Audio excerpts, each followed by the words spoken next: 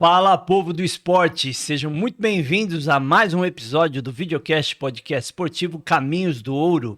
Meu nome é Fábio Bernardo, eu sou analista de esportes e hoje eu entrevisto ele que é mestre nacional de xadrez e pedagogo. Seja muito bem-vindo, Felipe Cordeiro. Ô, Fábio, muito obrigado. É um prazer estar com você aqui. Vamos conversar e nos divertir bastante aqui nesse papo. Eu que agradeço, Felipe, pela participação e presença. Meu querido, vamos começar pela tua história, pela tua trajetória esportiva, pela tua carreira acadêmica. Fala um pouquinho de você, conta os teus caminhos do ouro pra gente. Vamos lá. Bom, no xadrez eu comecei aos 13 anos de idade. Eu aprendi na escola. A minha história, ela é como tantas outras de colegas que a gente encontra pelo xadrez afora. Eu era um estudante da rede pública municipal de São Paulo. Eu tinha uma turma, eu estava no. Naquela época era série ainda, 8 anos, né? A gente já tem um pouco de idade, né? Pois é, nem me fala. As crianças hoje, na sala de aula, professor, quantos anos você tem? Eu, 32. Nossa, professor, você é velho? Eu falei, não, não sou velho, né? Tá Mas, novo. então.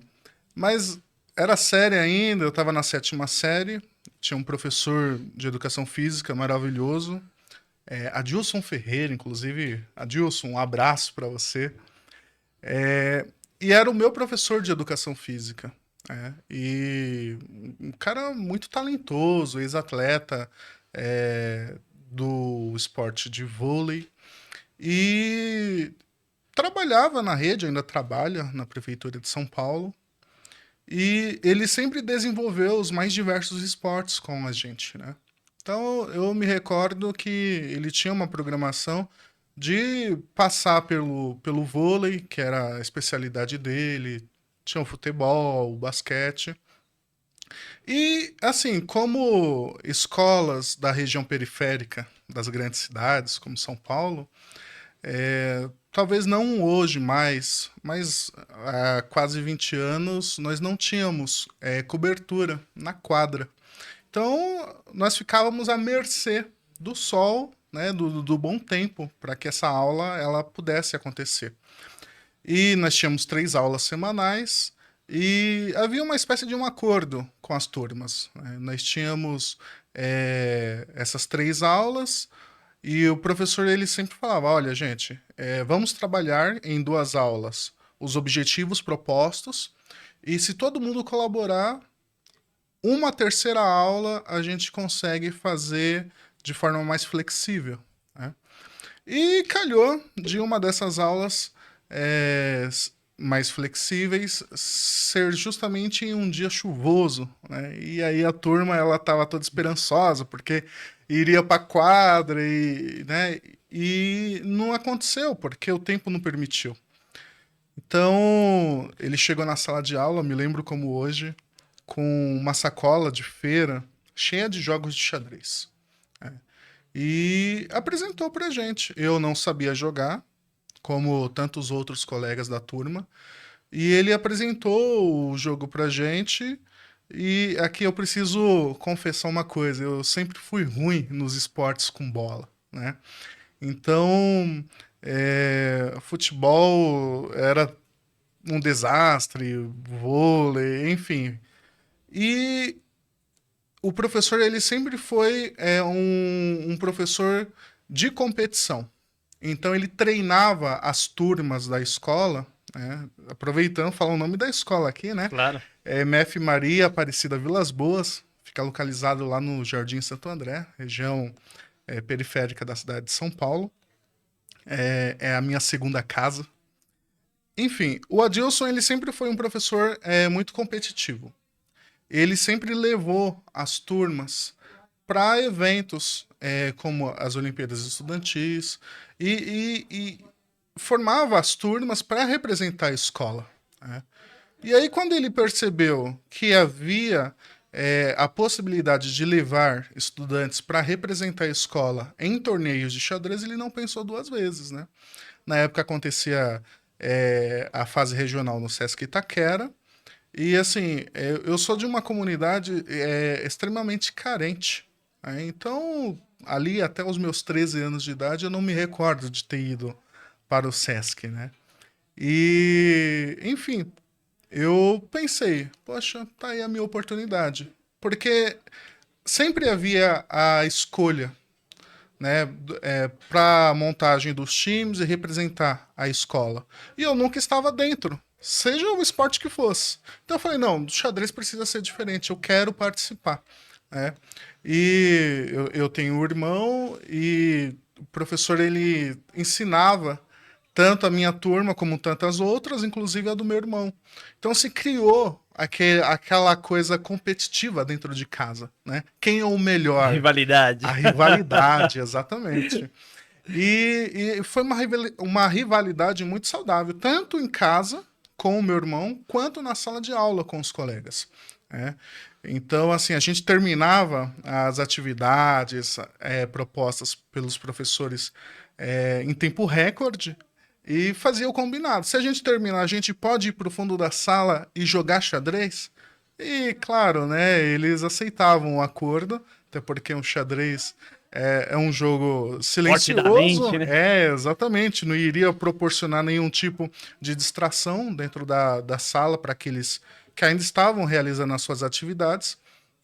Então eles acordavam isso, né, com a gente e ali a gente treinava, a gente fazia as atividades em tempo recorde, claro, sempre procurando a assertibilidade delas, mas na sequência a gente ia para o fundo da sala para treinar, para jogar xadrez, né? E o tempo passou, eu fui um dos finalistas do torneio que aconteceu no Sesc Itaquera. Fiquei em 10º lugar. Lembro como Parabéns. hoje, 2007. Fiquei em 10º lugar e ali foi o pontapé inicial, né? É, eu sei que eu tive o privilégio de participar da segunda fase, que é a fase municipal. E nessa fase eu conquistei o 7º lugar na cidade de São Paulo, né, na categoria sub-14 absoluto. E aquilo me deixou muito contente, né? E, enfim, a partir dali eu só busquei o aperfeiçoamento do jogo, né, as técnicas, através de livros. Inclusive, tem uma curiosidade: é, na escola que eu estudei, tinha apenas um livro de xadrez, né? Eu nem sabia que existia livros de xadrez.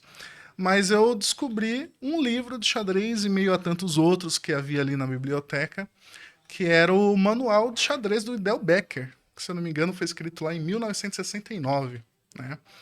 É, E esse manual de xadrez, ele tinha lá as suas aberturas, as armadilhas, as partidas comentadas, ainda na linguagem descritiva do jogo. E tinha aquela coisa de você não poder ficar com o livro, porque o livro é coletivo. Então eu precisava, né, fazer uso dele, mas devolver o mais Tinha rápido um prazo, possível. né, Tinha um prazo, exatamente. de empréstimo, né? Exato. Pois bem, então eu levava o livro toda sexta-feira para casa, e ao invés de eu pegar e ler, eu copiava ele. Então eu tenho esse livro inteirinho feito num caderno, tá, Manuscrito? manuscrito, tá em casa, Rapaz, porque eu precisava devolver o que livro, né? dedicação. E eu queria as informações. Então o livro voltava para a escola, mas as informações ficavam em casa. E a partir disso, a gente, tanto o meu irmão como eu, nós fomos nos desenvolvendo, né, dentro do jogo e alcançamos um nível considerável, né, Um dentro clássico, né? da categoria escolar. E basicamente é isso, né? A partir daí nós fomos galgando novos desafios, enfrentamos muitas situações desafiadoras para que a gente pudesse alcançar histórias para que nós tivéssemos a contar. E, assim, é uma trajetória, ao mesmo tempo que muito desafiadora, muito complicada, muito difícil, mas também uma como que eu posso dizer? É uma história, assim, muito bela de se contar. Eu até fico meio assim, já fico meio Um esporte emocionado que te porque... abraçou também, né? Exatamente. Você se O, identificou de o cara, né, com... xadrez, o jogo de xadrez, ele me fez descobrir o amor pela educação, Que legal. né? Porque o professor que me ensinou a jogar xadrez, pouco tempo depois, ele sofreu um acidente de trabalho, acabou sendo afastado, e ficou durante quase 2 anos afastado da sala de aula. E assim, o projeto xadrez estava no seu início ainda, né? E, poxa, eu sempre fui ruim em tudo, né? E ali não, ali era diferente. Eu tinha um certo reconhecimento na sala de aula, na escola. No intervalo, nós comíamos rapidamente para poder também aproveitar o tempo jogando, né? E quando nós tivemos essa infelicidade do afastamento do professor, nós nos vimos, né, sem ninguém para nos apoiar. Eu lembro como se fosse hoje. Eu tinha uma diretora maravilhosa, diretora Valquíria. Geralmente os estudantes eles têm um pouco de receio, vou dizer até medo, né? De você vai para a direção, não, por favor, né? E eu me recordo que quando o professor Adilson acabou se afastando por questões de saúde, eu fui na porta da direção, bati na porta, olhei para a diretora e pedi para ela, falei, olha, eu posso entrar nas salas de aulas e ensinar o jogo de xadrez? Porque nós temos o projeto aqui na escola e o professor foi afastado porque, né, ele está machucado e eu queria continuar o projeto. Ela olhou para mim e falou, mas como? Porque eu não posso tirar você da sala de aula para entrar nas salas de aula e dar aula de xadrez. Falei, não, olha, como eu estudo de manhã, eu fico na escola por um período da tarde, eu ensino. E aí nós sempre vamos ter pessoas para representar a escola. E ela queria dizer não. Eu sei disso porque quase 20 anos depois nós nos reencontramos e ela comentou isso comigo, né? Ela me disse, olha, Felipe, eu ia dizer não para você, mas eu sei que você ia teimar e ia ficar insistindo. E dar aula no Brasil, de uma forma geral, é muito difícil, né? Por questões remuneratórias, por questões de desafios Fora o burocrático também, sociais, né? a questão burocrática, um estudante, né, entrar na sala de Substituir um aula, professor não, especialista. né, sem condições. E ela queria dizer não.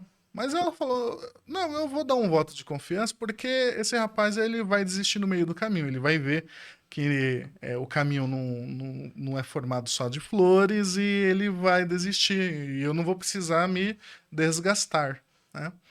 Eu sei que ela me deu uma semana de prazo e na segunda semana eu estava na escola ainda proporcionando o ensino do jogo de xadrez. E foi justamente entrando nas salas de aula, acompanhado, claro, sempre dos professores, eu pegava um tempo, né, dos professores, nunca ficava sozinho.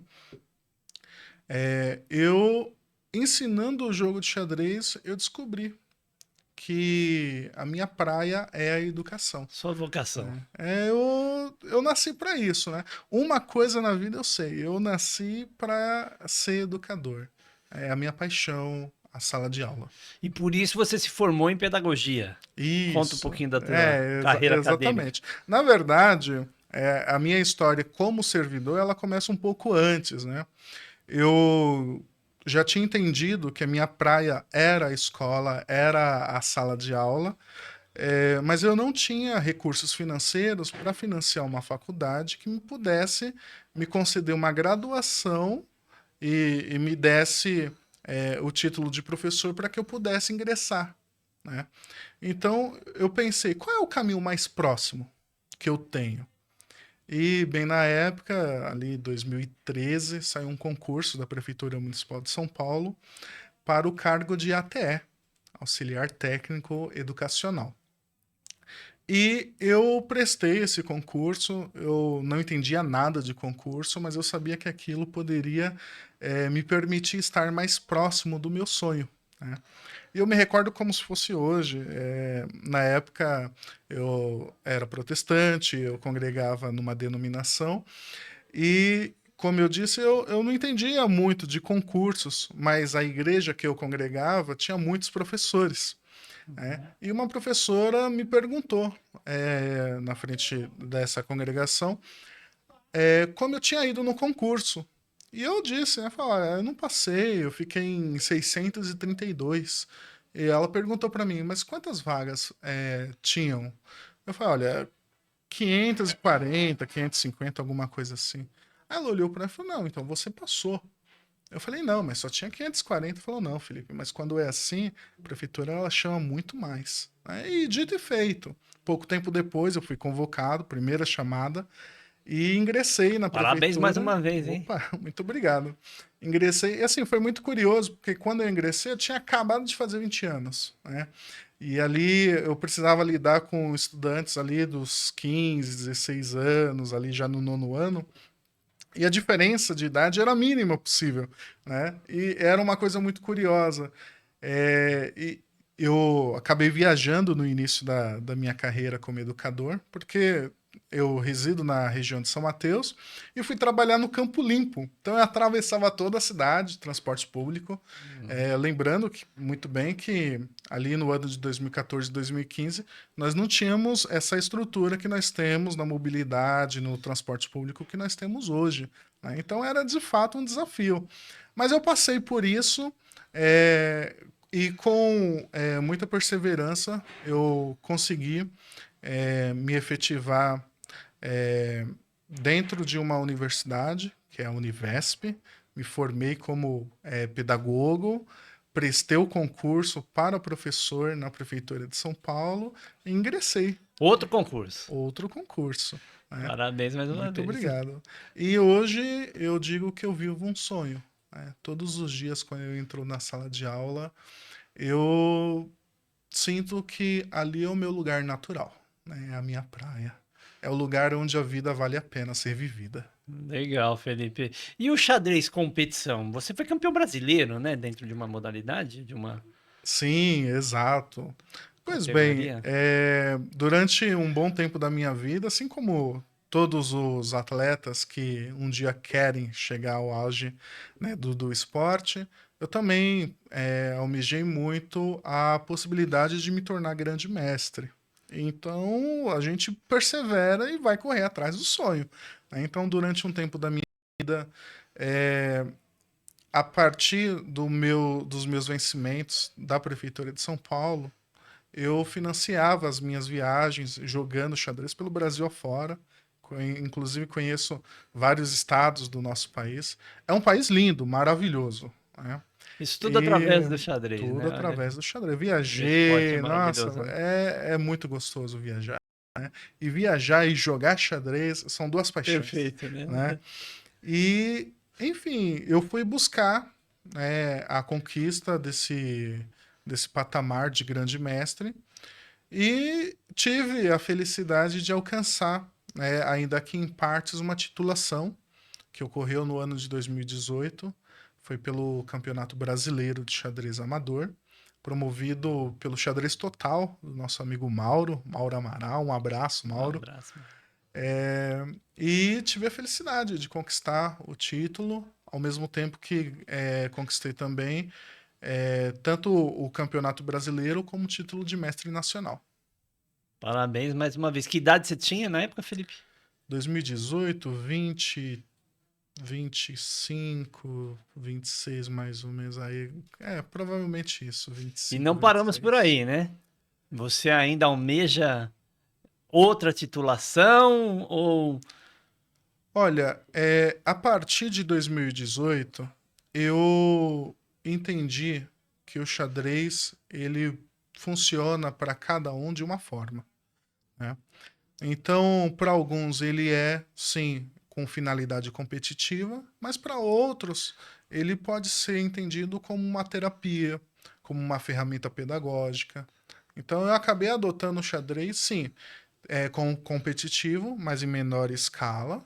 Então hoje eu participo de competições, quero vencer, claro, mas é legal estar ali, passar toda a tensão que o jogo nos oferece ali durante, né, o exercício do cálculo, a partida como um todo. Mas eu gosto do xadrez principalmente como a parte pedagógica, onde eu posso trabalhar ele e ampliar o horizonte de outras pessoas, outros estudantes, a partir da complexidade do jogo. Então, o xadrez para você também é uma ferramenta de trabalho, né, dentro da Sim, educação. E como exatamente. é que você utiliza ele para potencializar seus alunos? O que que o xadrez traz de benefício para os escolares? Olha, o jogo de xadrez, ele, como tantos outros jogos de raciocínio lógico, ele permite ao estudante a capacidade de foco, né?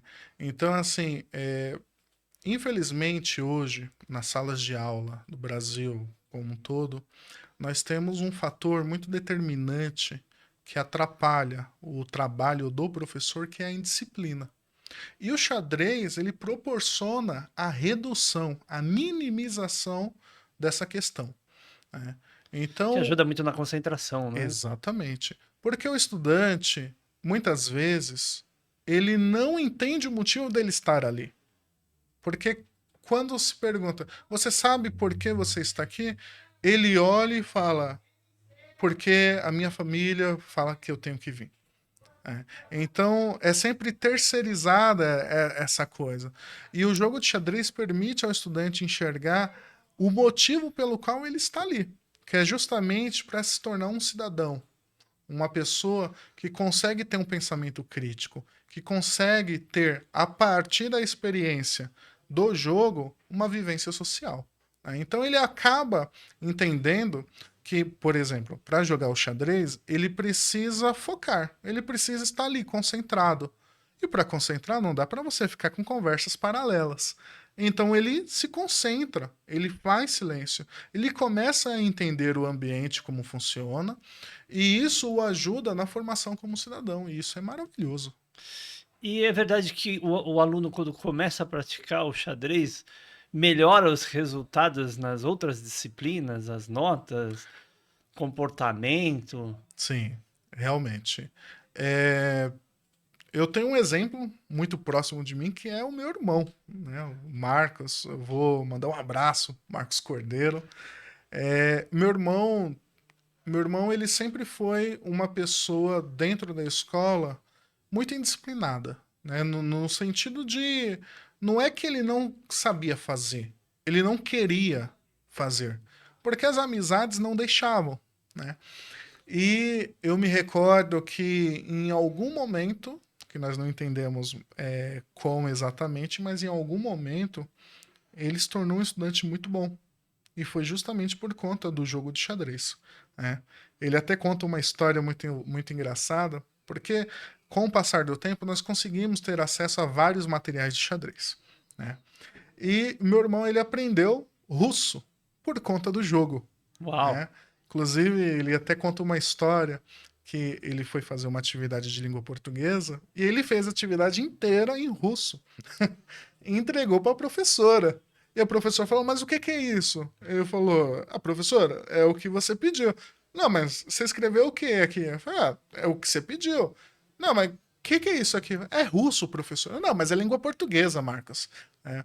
Então, é claro, é um exemplo que acaba fugindo um pouco da regra, mas é somente um exemplo para mostrar as condições que o xadrez pode proporcionar ao estudante, né?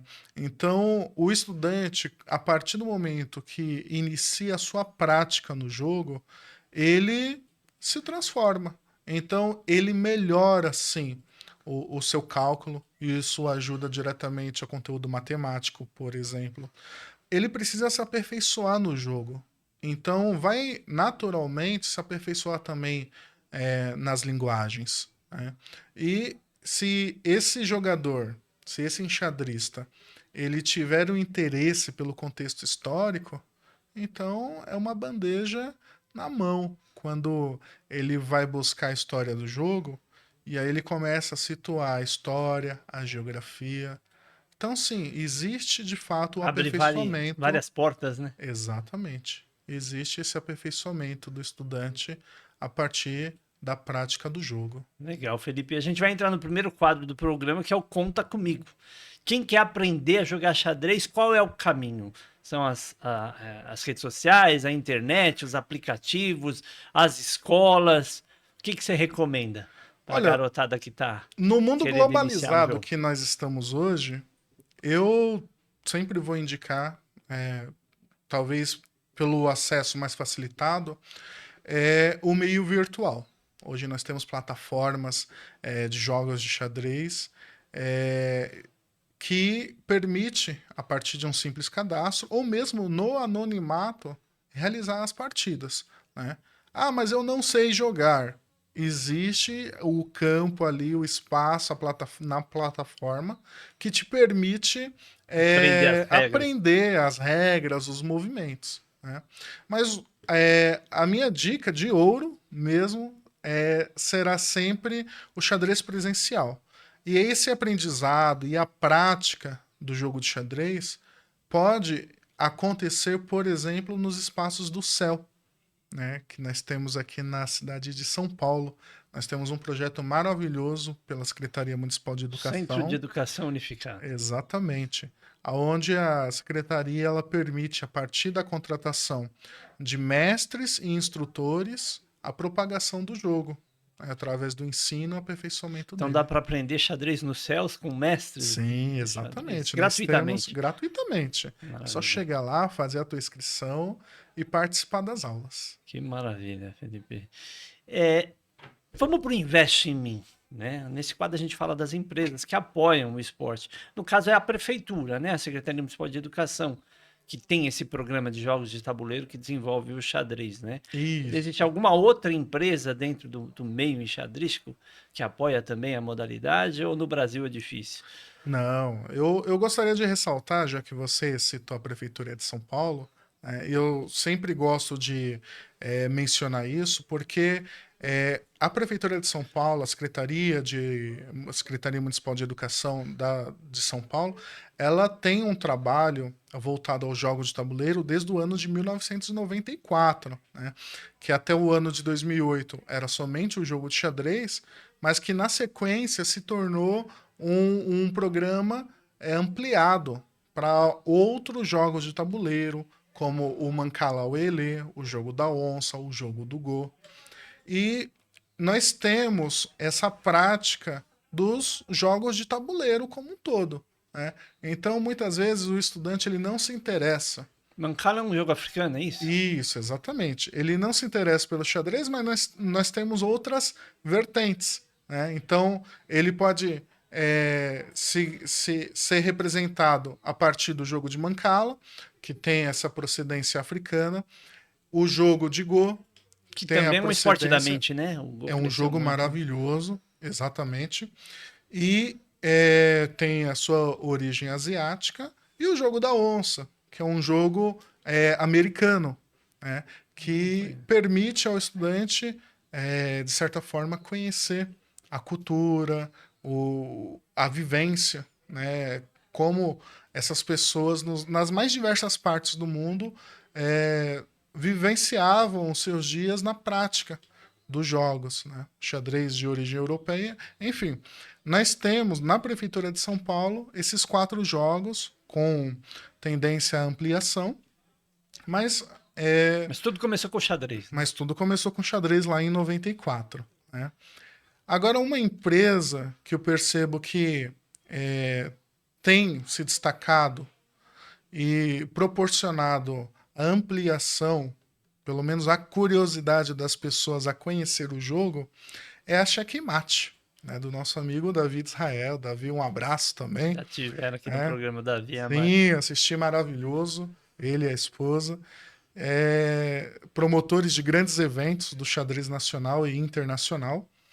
E eu vejo que a Checkmate, né, tanto o Davi como o Salama, né, parceiros, sócios, eles proporcionam às pessoas a possibilidade da prática do jogo, né?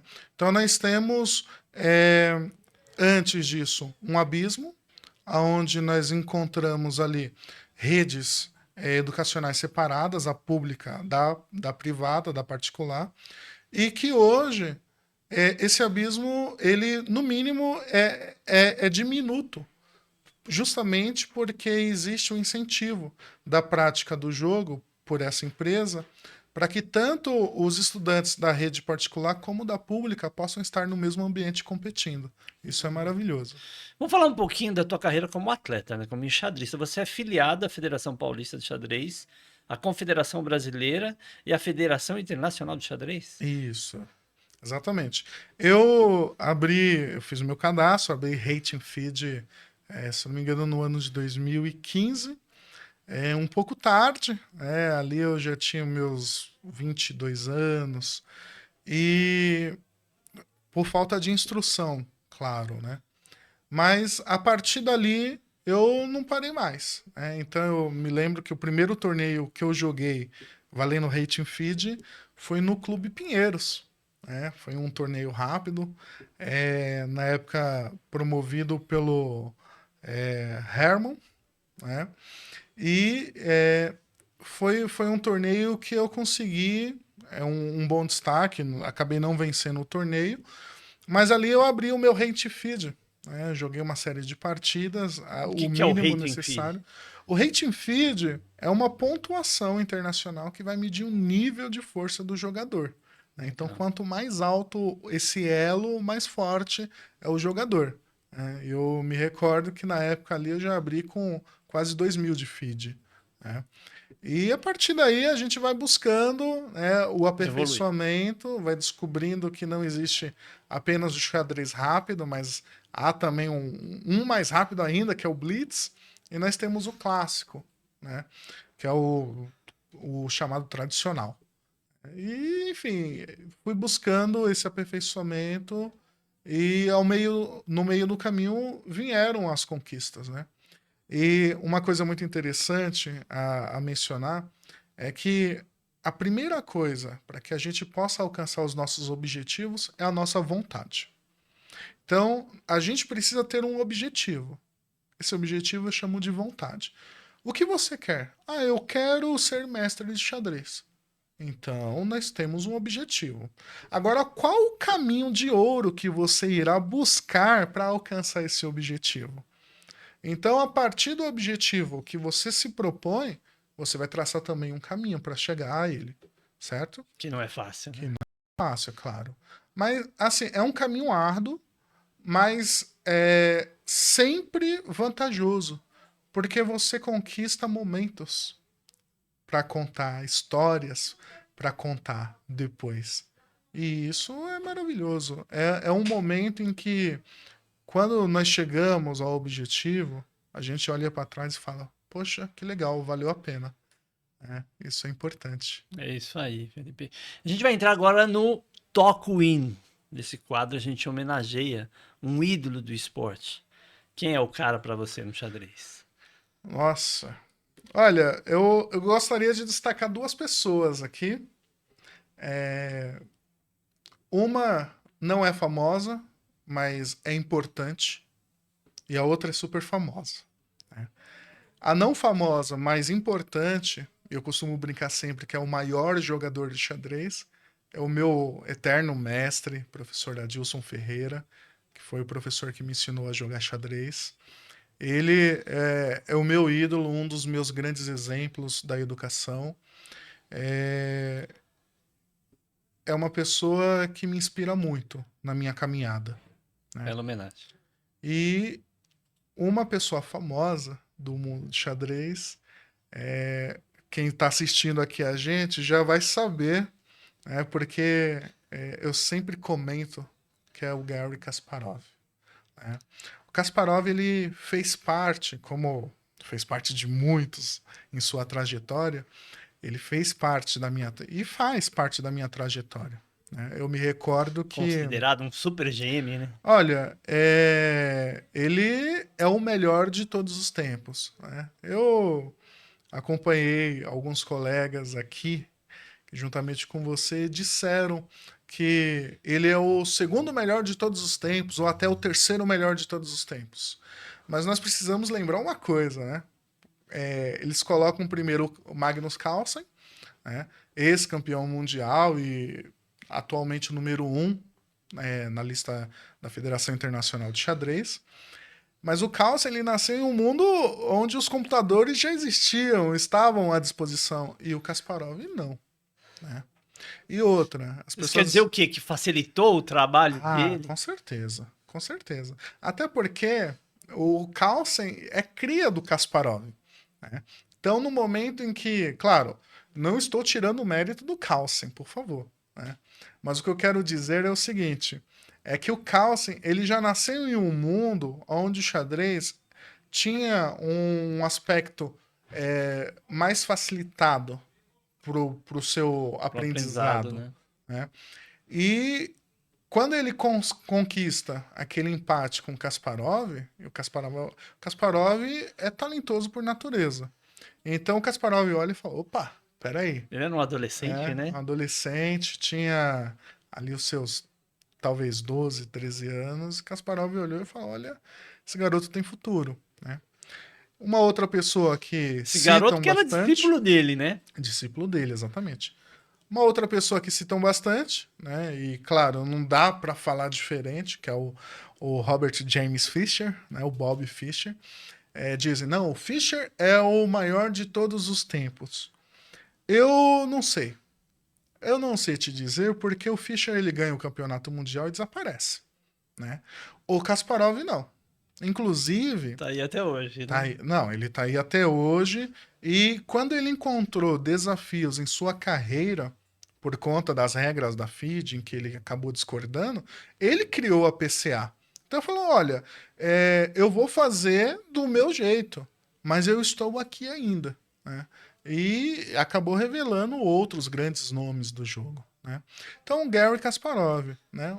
Uma curiosidade sobre o Kasparov é que até pouco tempo, e aí eu quero pedir desculpas, porque em algum momento da minha vida eu olhava, por exemplo, os vídeos na internet de pessoas correndo, entrando no campo, pulando, sabe, quebrando as barreiras de segurança, indo até um jogador de futebol e chorava, e tirava foto, e eu olhava aquilo e falava, mas gente, mas que coisa mais nada a ver, sabe?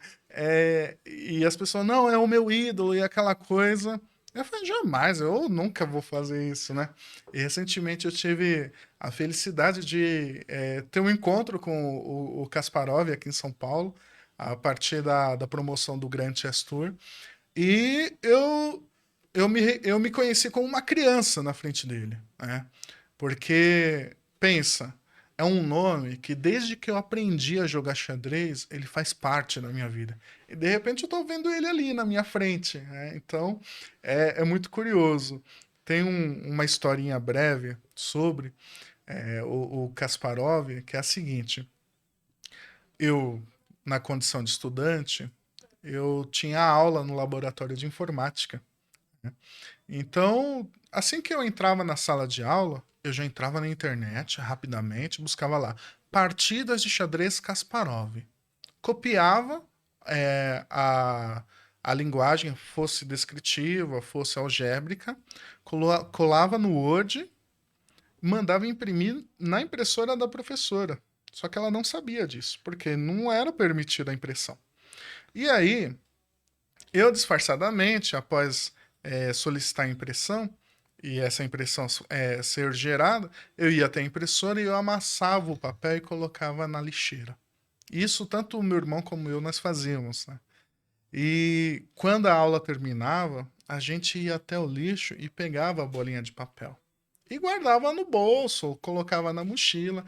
E a hora que a gente chegava em casa, a gente tinha um tabuleirinho de xadrez daqueles de 1,99.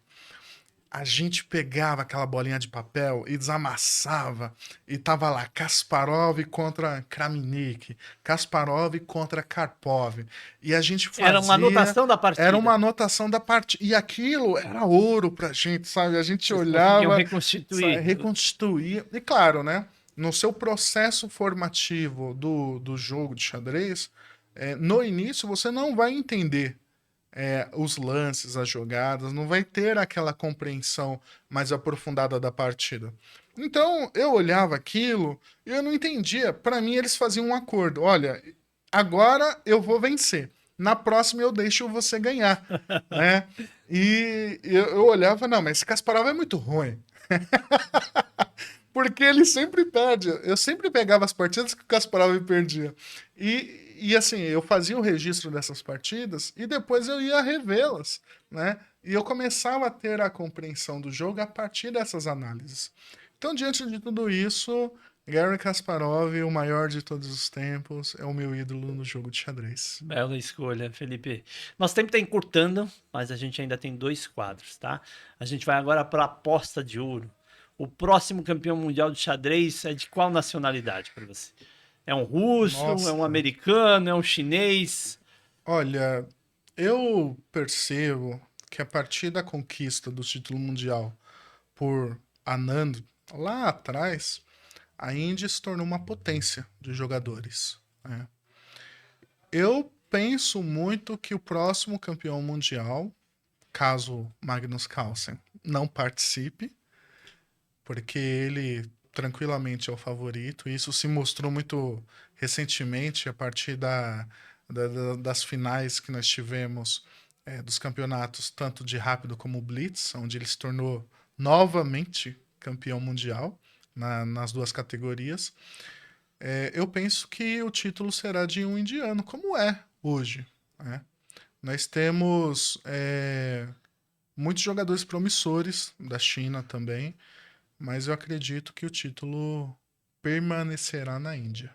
E esse desenvolvimento do xadrez indiano se deve a quem? Ao Anand mesmo? O Anand ele foi o grande percussor, né, da prática. E, por exemplo, posso fazer um link para ficar mais próximo da gente com o Ayrton Senna, né? Então, o Anand na Índia é igual o Ayrton Senna no Brasil.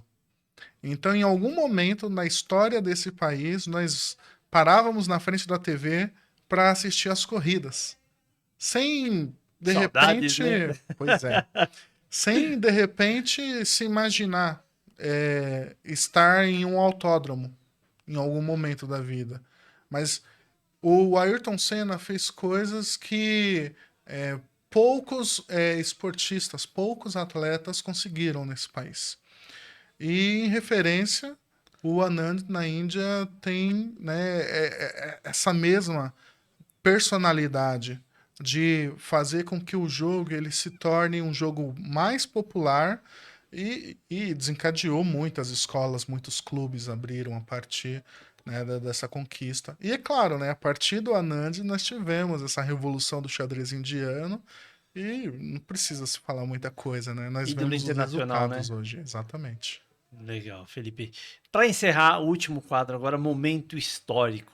O que mais te marcou na tua carreira como atleta, como enxadrista ou professor de xadrez? O que é inesquecível para você?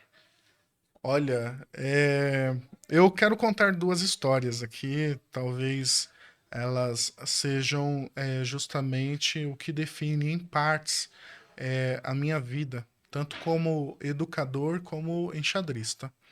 A primeira é na posição de educador, eu, juntamente com a minha equipe de xadrez estudantil, nós conquistamos no ano de 2008 o título regional escolar e fomos para a final municipal de xadrez por equipes.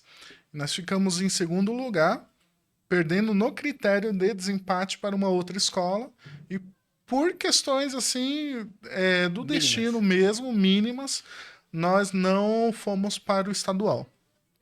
7 anos depois, 6 anos depois, ali no ano de 2014, eu estava terminando o meu trabalho, porque eu fiz um trabalho voluntário nessa escola que eu aprendi a ler e escrever, de jogo de xadrez.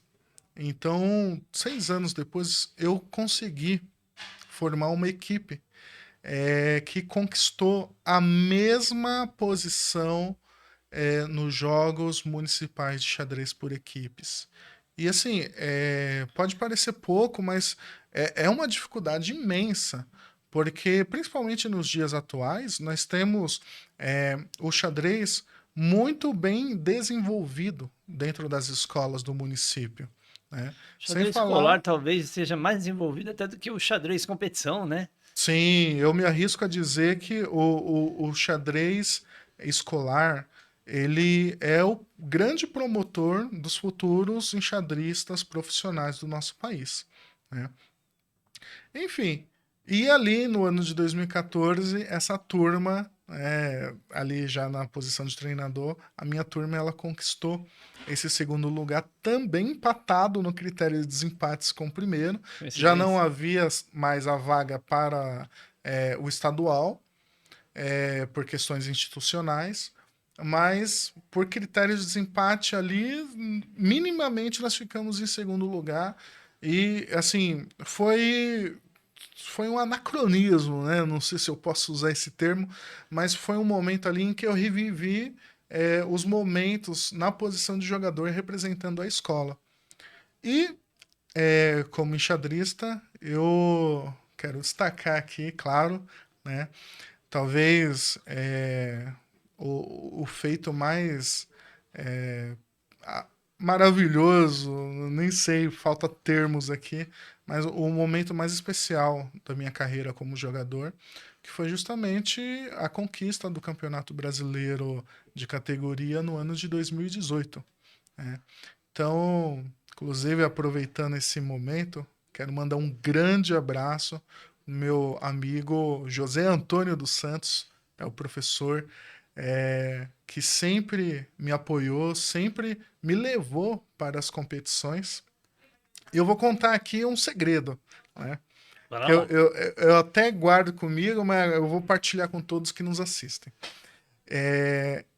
O José Antônio ele me ensinou uma coisa muito interessante, que é a seguinte: no xadrez, ganha quem erra por penúltimo. Então o último a errar perde. Mas o penúltimo que erra, ganha. Então ele me ensinou o seguinte: eles sempre erram primeiro. Eu vou repetir. Eles sempre erram primeiro. Eu levei essa frase pro meu coração, pra minha mente, em cada uma das partidas que eu joguei naquele campeonato. E toda vez que eu me via aflito diante de uma determinada posição e eu julgava ali precipitadamente que não haveria saída, eu me afastava um pouco da mesa, olhava o tabuleiro e pensava: eles sempre erram primeiro. E de fato isso aconteceu. Quando a gente mentaliza isso, a gente conquista. E eu conquistei. Legal, Felipe. Parabéns. Bem competitivo, hein? Zé Antônio, mandar um abração, professor Zé Antônio. Professor de matemática, né? Professor de matemática, uma das pessoas mais inteligentes e humildes que eu conheço. Né? Gente boa. A gente precisa destacar isso, porque pessoas inteligentes nós encontramos pelo mundo afora, mas pessoas inteligentes e humildes é raro. E o José Antônio é um exemplo. E um grande xadrista Um também, grande né? enxadrista, com certeza. Ele Legal. adora, é apaixonado pelo jogo e também é uma das pessoas que me permitiu ter esse amor pela educação, né? A partir do seu exemplo ali como educador também. Maravilha, Felipe. Obrigado, meu querido, pela tua participação. Parabéns pela tua trajetória enxadrística, acadêmica. Sensacional. Para encerrar, agora eu queria te pedir tuas considerações finais. Se você quiser deixar tuas redes sociais, teus contatos, fica à vontade. Fábio, antes de mais nada, eu quero agradecer imensamente a oportunidade de estar aqui conversando contigo, trazendo um pouco da minha história. Eu sou fruto da rede pública da Prefeitura Municipal de São Paulo. Sou fruto de um trabalho que se iniciou não de forma institucional, mas pelo amor de muitos professores da rede pública, ainda ali no ano de 1994. E é justamente por isso que hoje eu sou educador.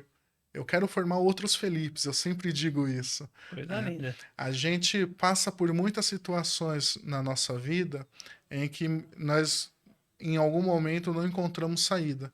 Mas se a gente parar a respirar, sempre há uma saída. Sempre existe um caminho a trilhar, um caminho de ouro a percorrer. Só calcular, né? Só calcular. E no mais é isso. Agradeço imensamente a oportunidade de estar aqui, trazendo um pouco da minha história, compartilhar com você e Instagram, toda essa galera a Facebook, você quer alegria. deixar algum Eu contato? deixo, sim, a minha rede profissional do Instagram, é profe, com H no final, Cordeiro, e também, claro, né, aqueles que quiserem, de repente, me encontrar nas plataformas de xadrez, Cordeiro com 2 O no final, estarei ali sempre pronto para disputar uma boa partida e me divertir com todos que queiram. Legal, Felipão. Obrigado, cara, mais uma vez aí pela tua participação. Pessoal, esse programa na íntegra vai ser exibido no YouTube e no Spotify. Nos sigam nas redes sociais, Caminhos do Ouro Videocast no Instagram e no TikTok e também no Facebook. Ficamos por aqui e até o próximo episódio de Caminhos do Ouro, o videocast Quem Quer Vencer na Vida e nos Esportes.